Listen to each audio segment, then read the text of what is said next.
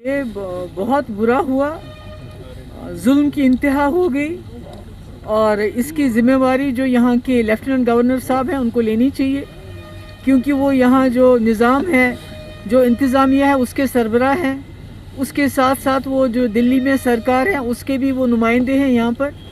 तो यहाँ के लोगों के जानो माल का तहफ़्फ़ुज़ उनकी ज़िम्मेवारी है, और अगर उसमें कोई इस किस्म का सानिया हो जाता है जहाँ पर 3 हमारे बेकसूर इनोसेंट सिविलियंस मारे गए और उनके बाद उनको OGW का नाम दिया गया, हाइब्रिड मिलिटेंट का नाम दिया गया, और उसके बाद उनकी लाशों के लिए उनके घर वालों को भीख मांगनी पड़ी। और अभी तक जो आमिर मागरे है, जो एक बहुत ही गरीब घर से ताल्लुक़ रखता है, जिसके बाप को मिलिटेंट मारने के लिए अवार्ड भी मिला है, उसकी लाश अभी तक उसके घर वालों को नहीं मिली।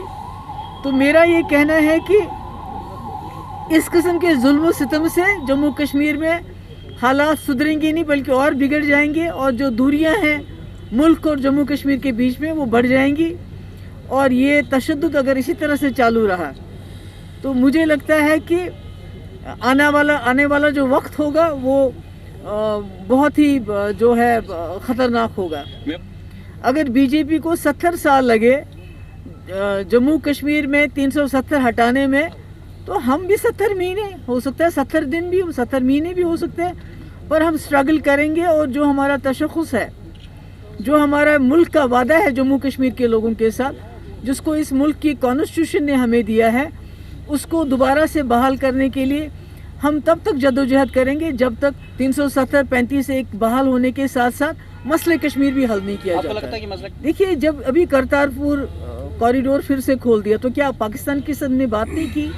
अभी पिछले कई महीनों से सीज़ फायर चल रहा, तो क्या पाकिस्तान के साथ बात नहीं हुई? NSAs की बात होती है, दूसरे मुल्कों में जाके बात करते हैं। अभी पाकिस्तान के NSA को फिर इनवाइट किया गया था अफगानिस्तान पे बात करने के लिए। तो जब हम कहते हैं तो चिढ़ जाते हैं, मगर बातचीत तो चल रही है, और बातचीत तो वाजपेयी ने भी की थी, जो BJP का सबसे बड़े जो लीडर थे। तो बातचीत के बगैर तो कोई बात चलेगी नहीं। मेरा मुद्दा ये है कि जो हैदरपुरा में एनकाउंटर हुआ, लोग इतने बेदिल हो गए हैं कि अब वो ना तो इंसाफ मांगते हैं ना तो वो सज़ा मांगते हैं, जिन्होंने ये एक हिसाब से कत्ल कर दिए। वो कहते हैं हमें डेड बॉडीज़ दे दो, और उसमें से 2 डेड बॉडीज़ तो मिल गई।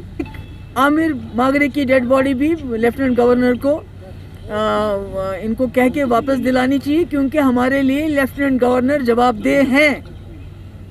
वो यहाँ नुमाइंदे हैं दिल्ली सरकार के, और जो भी कुछ यहाँ गलत होता है उसकी जिम्मेदारी उनको लेनी पड़ेगी। इलेक्शन जम्मू कश्मीर के मसले का कभी हल नहीं रहा है। इलेक्शन आज हो कल हो, वो होते रहेंगे, आते रहेंगे, जाते रहेंगे। हाँ, बेचारे लोगों की जो रोज़मर्रा के रोटी, कपड़ा, मकान, सड़क, पानी, बिजली के लिए ज़रूरी है, मगर इलेक्शन मेरी तरजीह नहीं है। जब होते हैं तब होते हैं, हम उसके लिए तैयार हैं। कोशिश ये है मरकज़ की तरफ से कि जितना हो सके जो मेजॉरिटी है उसके वोट को डिवाइड किया जाए, चाहे वो कांग्रेस के भी अब टुकड़े कर दिए गए, PDP से लोग निकाले गए, NC से लोग निकाले गए, और नई पार्टियां बनाई गई। तो मेरा ये मानना है कि कोशिश की जा रही है किसी तरीके से जो मेजॉरिटी कम्युनिटी का वोट है, खासकर जो वैली का वोट है, उसके टुकड़े टुकड़े किए जाएं, ताकि यहाँ लोगों की डिसएम्पावरमेंट हो, लोगों के हाथ में जो ताकत है उसको तोड़ा जाए।